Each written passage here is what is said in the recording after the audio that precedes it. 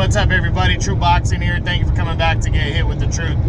So today, doing the 2021 year-end top 10s continue with my number one lightweight in the world right now at 135 pounds, George Kambosos Jr., the undefeated and unified lightweight champion.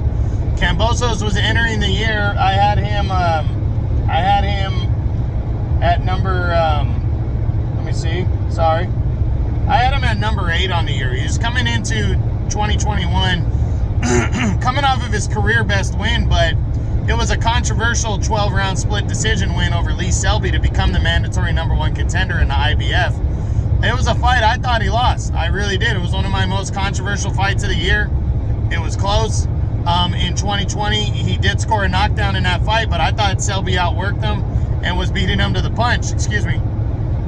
And I felt like Selby should have got the nod, but it was close, and Kambosos got the nod, and that guaranteed him a mandatory title shot against Teofimo Lopez, who upset Vasily Lomachenko. So nobody was giving Kambosos a shot going into the fight with Lopez. And then the fight kept getting postponed, and dates changed and all that kind of stuff throughout the year, and it really got frustrating because people were really just wanted to see Lopez get back in the ring and knock out Kambosos and push forward towards something bigger. But when the fight finally got set for November on DAZN,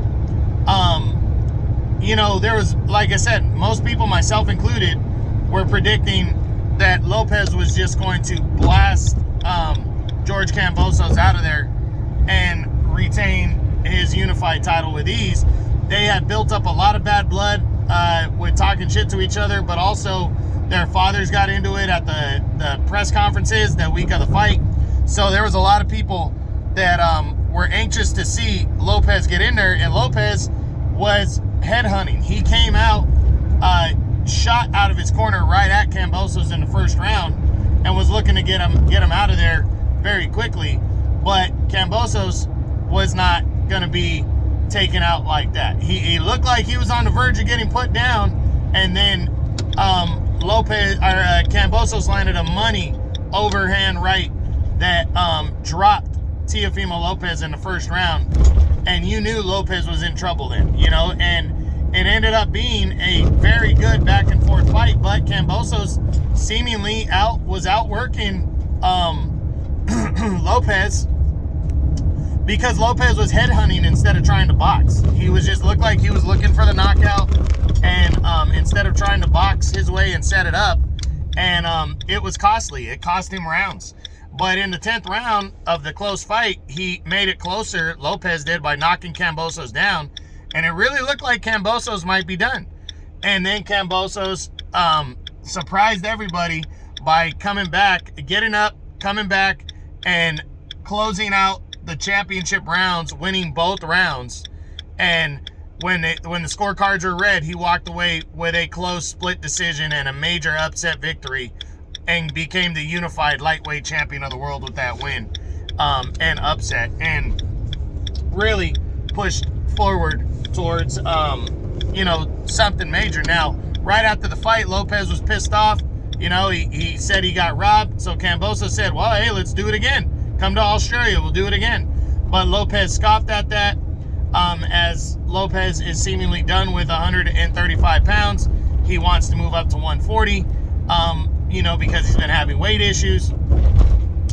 And Kambosos now can look forward to a very big 2022, depending on who he fights next. And it's going to be one of 3 major options. He's either going to have to make a mandatory against Vasily Lomachenko, who's number 1 to both the WBC and the WBO belts. Kambosos owns the WBC franchise title and the WBO title. He's either going to have to fight. The next option is Devin Haney, the WBC champion, which would be a major fight. They haven't ordered that fight yet, but that's another option. And then his final option is a showdown with Gervonta Davis, the WBA regular champion, as Kambosos is the super champion. So I believe his next fight's going to be against one of those 3 fighters. I'm leaning towards right now that he's going to end up fighting Vasily Lomachenko next. I think Lomachenko gets the nod, and I honestly think Kambosos is going to get his ass whipped in that fight. But he came in the underdog against Lopez and pulled it off. Maybe he could do it against Loma. I honestly think he's the underdog against all 3 of those guys. But again, he's got the name, and you never know what can happen. So again, I personally think he's going to fight Loma and get his ass whipped, but he's not afraid of being the underdog. He's used to it, and he's coming off one of the biggest wins of the year in 2021. He's the lightweight of the year, and we'll see how he capitalizes on that and what he does in his next fight here in 2022. But that's it. That's my 2021 year-end top 10s, my number 1 lightweight in the world right now, the undefeated and unified lightweight champion, George Kambosos Jr. I hope you guys enjoyed it. True Boxing, you've been hit with the truth.